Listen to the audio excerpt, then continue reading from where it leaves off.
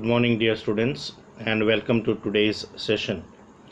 Today we are going to begin with Act 4, Scene 1 of the play The Merchant of Venice. Now, this is the famous trial scene in which Antonio is tried in a Venetian court of law.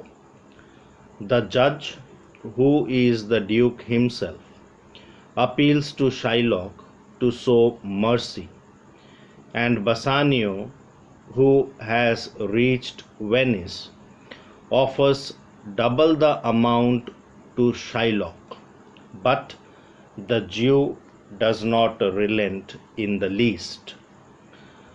Now Porshia, disguised as a lawyer, she appears in the court of Venice, and she tries to moderate the demand of Shylock for justice. In fact, she makes the famous speech on the quality of mercy, urging Shylock to be merciful towards Antonio. However, Portia's request too fails to slacken the determination of Shylock, who is presented as a heartless villain. She then very cunningly turns the table on Shylock and allows him to have his bond on the condition that it should be an exact pound of flesh, and that too should be cut off from Antonio's body without shedding a single drop of blood.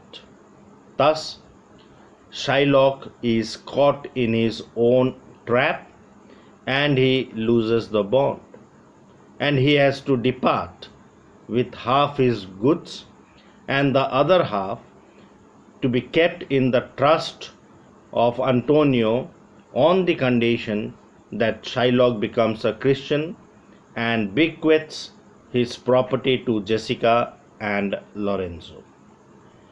So, eager to offer anything to express his gratitude to the lawyer who saved Antonio's life, Bassanio gives away his wife's ring to him, which leads to the ring episode. So in this particular scene, we see that right is justified in the fullest measure, and malice falls into the trap laid for others. Now this trial scene is famous for its narrative and drama. In this particular scene, Portia and Shylock, who were so far unknown to each other, are face to face. Belmont meets Venice in this scene. Shylock, as a lonely individual, confronts the corporate Venetian state and its citizens. Antonio and Bassanio, who are the symbols of Venice, find themselves helpless when confronted by the Jew. Now Shylock does not represent Venice, as he is shunned by the entire city. It is Portia who represents Belmont, and Portia comes to the rescue of Venice, that is, to the rescue of Antonio. Through Portia's clever manipulation, Antonio's safety is assured, but the trial imposes an atmosphere of danger. Indeed, this scene is a complete drama in itself, because in this scene we have exposition, we have development through the conflict, there is crisis and climax, which is ultimately followed by resolution. So let us first do this scene. So today we'll be starting with this particular scene. So this scene, as said before, takes place in Venice, a court of justice. Enter the Duke, the Magnificos. The Magnificos means the notable merchants of Venice. Antonio, Bassanio, Graciano, Salerio, and others. Now the Duke inquires, what is Antonio here? Has Antonio come? Antonio, who was already present in the court, he says, ready so, please your grace. Okay.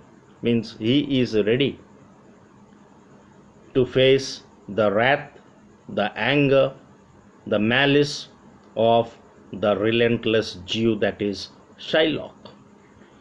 So the Duke here tells Antonio, he says, I am sorry for thee. Thou art come to answer a stony adversary, an inhuman wretch, incapable of pity, void and empty from any dram of mercy. Now the Duke really regrets. He really feels sorry for Antonio, because in spite of being a noble merchant of Venice, a loved figure in Venice who had always come forward to help the poor and who was known for his acts of kindness and generosity, such a man was Antonio. And now Antonio has been dragged to the court of Venice, and he has come there to answer a stony adversary. He has come there to defend himself against a hard-hearted opponent, that is Shylock, whose heart is as hard as stone. In fact, the Duke addresses Shylock as an inhuman wretch, incapable of pity, void and empty from any dram of mercy. Now, dram here means the smallest quantity. So, he says that Shylock is an inhuman wretch. He is a rogue who has no human qualities in him. In fact, he is incapable of showing any pity upon the suffering of others, and he is devoid of even the smallest measure of mercy. Now Antonio, he responds to the Duke and he says, I have heard your grace has taken great pains to qualify his rigorous course. So Antonio is aware, and in fact Antonio has heard it from others, that the Duke himself, he had taken lot of troubles to moderate the strict court proceedings. But since Shylock stands obdurate means Shylock remains hard-hearted, he remains adamant.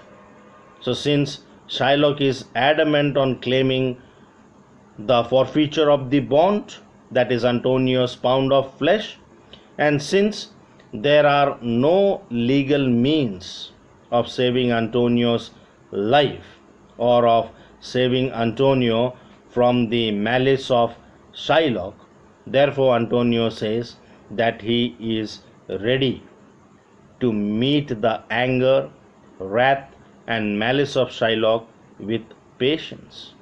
So he says that he is armed, he is spiritually prepared in order to face, to suffer from the cruelty and anger of Shylock.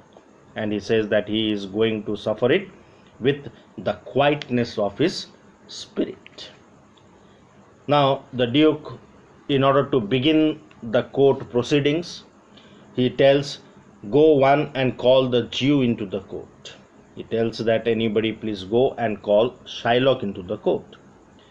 Now Salerio at once, he says, he is ready at the door. He comes, my lord. So Shylock was waiting at the door for the Duke to call him inside. And just then Shylock enters. We need to remember here that Shylock presents himself as a strong, determined character in this scene, whereas Antonio still remains a passive character in this particular scene. However, the Duke makes a last attempt to moderate the demand of Shylock. So he tells Shylock, the moment Shylock enters, he says, make room and let him stand before our face. So let him take the position in the court where everyone could see the face of Shylock.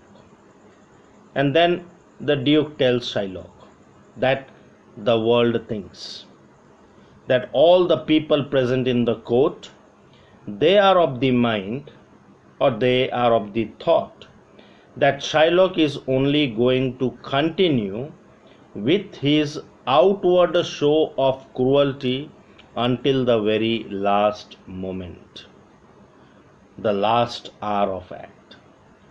So they think, or they are of the mind, that Shylock is going to continue his act of cruelty only till the last moment. And then it is thought that when the time comes to exact the forfeiture from Antonio's body, it is thought that Shylock would show mercy. He would show mercy and pity. And that mercy and pity would be even more strange than his apparent cruelty. They think that Shylock is not really cruel. He does not really demand for Antonio's pound of flesh. In fact, they are of the opinion that Shylock is only putting on or continuing with his outward show of cruelty, and he will continue to do that until the last moment. And when the time comes to exact the forfeiture, Shylock would show pity and mercy. And that mercy of Shylock would be even more strange than his apparent cruelty. And it is also thought that when the last moment comes, Shylock would not only refuse to accept the penalty that Antonio should pay, but he would also be ready to forego a part of the original sum which was borrowed by Antonio. He, being touched with the human gentleness and love, he would also forgive Antonio, and he would forego a part of the original sum that was borrowed by Antonio. And when Shylock would glance with an eye of pity on the recent losses that has been incurred by Antonio, that has pressed upon Antonio, and these losses are enough to ruin even a noble merchant like that of Antonio. And these financial losses which Antonio has suffered in the recent past would even draw pity from the Turks and Tartars. Now, who are the Turks and Tartars? Now, Turks and Tartars refer to certain Asiatic races which the Elizabethans believed to be uncivilized. So they were uncivilized people, and they were never taught to behave with gentleness. So when someone looks upon the losses of Antonio, now those losses of Antonio are so heavy. They have pressed upon Antonio so much that they are enough to even ruin, destroy a noble merchant like Antonio. And this condition of Antonio would even draw pity from the Turks and Tartars. So uh, to show their sympathy, their pity upon Antonio. So they all are expecting that when Shylock would glance upon the losses of Antonio with an eye of pity, then he would show his sympathy towards Antonio, he would show his mercy towards Antonio. And they expect a gentle answer from the Jew. So today we do till this much. In the next class, we'll discuss that what is the reply of Shylock to this request which is made by the Duke. So thank you and stay blessed.